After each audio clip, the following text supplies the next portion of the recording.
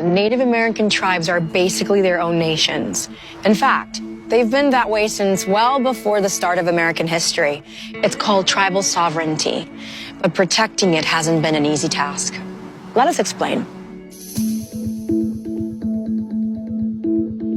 There are currently 573 federally recognized Native tribes in the U.S., and every one of them has the right to govern themselves and their lands. Before the Constitution existed, before the U.S. itself existed, American colonizers struck tons of treaties with the indigenous tribes and thereby recognized tribes as independent nations. And when the Constitution was enacted in 1788, it too recognized their sovereignty, not just from the federal government, but also states and foreign nations.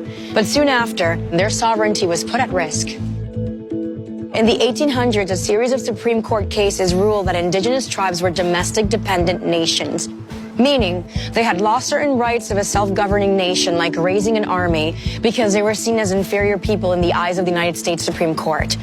But there were more challenges to come. First, the federal government tried relocating all tribal nations by exchanging their homelands with less valuable lands. Then, when the tribes failed to assimilate, the United States broke up reservations by a process called allotment. Allotment gave each tribal member a piece of land with the hopes that it would become economically productive. But instead, it resulted in the loss of millions of acres of tribal property. In the 1950s, Congress passed legislation that aimed to assimilate Native Americans into mainstream Western society. More than 100 tribes were terminated and had their recognition and sovereignty revoked. The result was a flurry of economic and social issues for the Native community, issues that persisted even after the policy ended.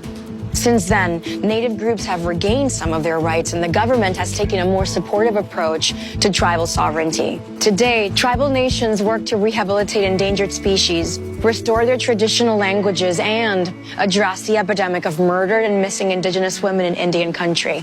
But the debate still isn't over, because the right of Indian nations to self-govern is often being redefined and challenged, despite the fact that its history predates even the birth of our colonized nation.